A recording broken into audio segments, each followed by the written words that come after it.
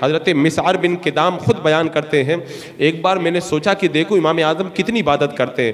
بولے میں فجر کے بعد میں مسجد میں گیا، میں نے دیکھا کہ اشراق کی نماز پڑھی امام اعظم نے۔ اشراق کی نماز پڑھنے کے بعد میں وہ پڑھانے کے اندر مگن ہو گئے۔ ظہر سے کچھ دیر پہلے آپ نے تھوڑی دیر آرام کیا اور ظہر کے بعد میں پھر پڑھانے میں مشغول ہو گئے، پھر ظہر سے عصر تک، عصر سے مغرب تک، مغرب سے عشاء تک پڑھاتے رہے۔ میں نے سوچا کہ بہت تھک گئے ہوں گے، اب گھر جائیں گے، جانے کے بعد میں آرام کریں گے۔ بولے میں پیچھے پیچھے چپکے سے گیا، میں نے دیکھا کہ وہ گھر میں داخل ہوئے، اپنا لباس اتارا اور بہترین شاندار شاہانہ لباس پہنا اور بہترین لباس پہن کر کے دوبارہ اپنے گھر سے باہر نکلے۔ باہر سناٹا تھا، مسجد میں داخل ہوئے اور جا کر کے عبادت میں مصروف ہو گئے، یہاں تک کہ جب اذان کا وقت قریب ہوا دوبارہ مسجد سے نکل کر کے اپنے مکان میں گئے، وہ شاہانہ لباس اتار کر کے آ گئے اور پھر سادہ لباس پہن کر پھر مسجد میں آ گئے۔ اور میں نے سوچا کہ اب بہت تھک گئے ہیں، فجر بعد آرام کریں گے، فجر کے بعد میں پھر پڑھانے بیٹھ گئے، پورا دن پڑھاتے رہے۔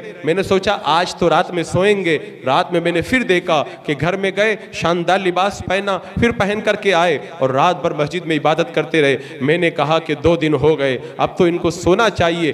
تیسرے دن میں نے دیکھا کہ پھر وہی دن بھر پڑھانا، اور تیسری رات آئی تو میں نے دیکھا کہ پھر گھر میں اچھا لباس پہن کر کے آئے۔ اللہ کی بارگاہ میں جب حاضر ہوتے امام اعظم بہترین لباس پہنتے اور خوشبو ایسی لگاتے کہ دور دور سے آنے والوں کو پتہ چل جاتا اس راستے سے امام اعظم کا گزر ہوا ہے۔ اب 3 راتیں جب گزر گئی، مسعر بن کدام کہتے ہیں مجھے یقین ہو گیا اللہ تبارک و تعالیٰ نے امام اعظم کو جو رتبہ عطا فرمایا ہے، ان کے مراتب بڑے بلند ہیں۔